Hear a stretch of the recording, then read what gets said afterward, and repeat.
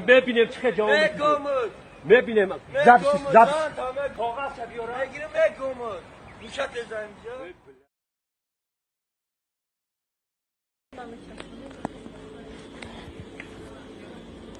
این امروز 29 مای باز کارهای غیر قانونی صدور اکبر در این سحر روز سر شد. راهچه‌ای که به من تعلق دارد راهچه‌ای که به ما تعلق دارد این سحر درختاشا بریدگی بود. خریدار آورده درختا را فروخته است. ما رفتیم پیشون گفتیم که حق ندارین که شما این درختا را بگیرین، برای که این درختا در این تعلق ندارد. لیکن من این بچه که شما در نوار میبینید این هر خیل حقارت ها کرد، اشنامای حق قبیح کرد.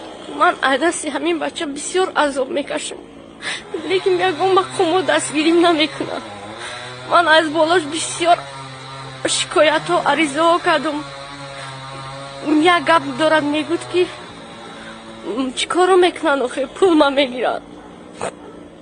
در ناحیه شکایت ناحیه سینا عریضه داریم. بچه ما زد، دختر ما زد، خود ما زد، کودکی 10 ساله ما زد. عریضه ها هست لیکن هیچ که دستگیری نمیکنه. حاضر ما پیشنهاد به جنگ نرفتیم، ما فهماندنی رفتیم. در اونجا فهمیدیم که این درخت را همین بچه میفروخته. این خودش که چی حق داره که این درخت های کارخانه ما را میفروشه؟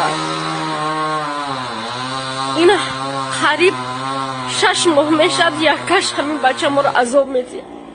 یکم مقامات میرم عریضه میکنم دستگیریم نمیکنن. همون وقتی میگن کشتم با ما دستگیری میکنم. التماس به درد من رسید. التماس محترم رئیس شهر، محترم جنابی عالی، ای عذاب من خلاص کن. من نمیدونم پیش کی برم. پروردگار نگهبان تو باشه.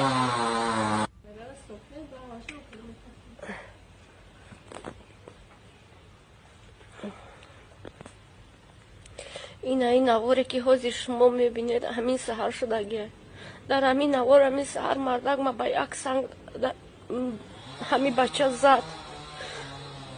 نمیدونم که چی کار کنم، کجا روم. التماس به درد من برسه. این همه ویدیو همین سحر ضبط شدگیه. ما با محکمه گیریم.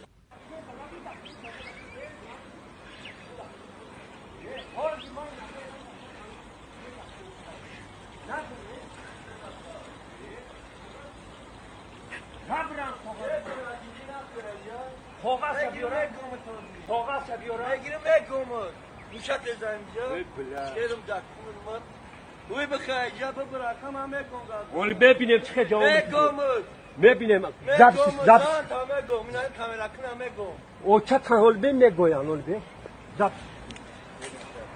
اون او چه کنم میگم چی ببینیم ببره کم میگم گفتم ببینیم تماشا کن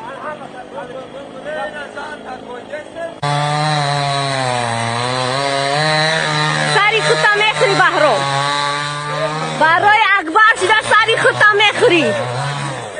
هی سری انا می حقارتات که تماشا کن.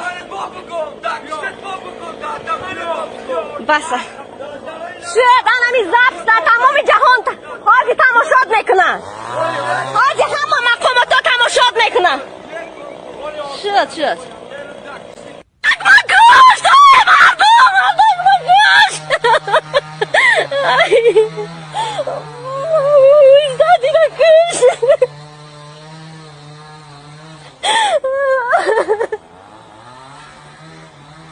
بگی داده تا بار کشتم کدی دادی نشد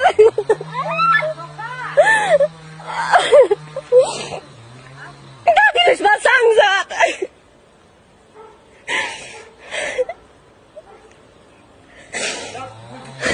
کدو آمازدگی شکدو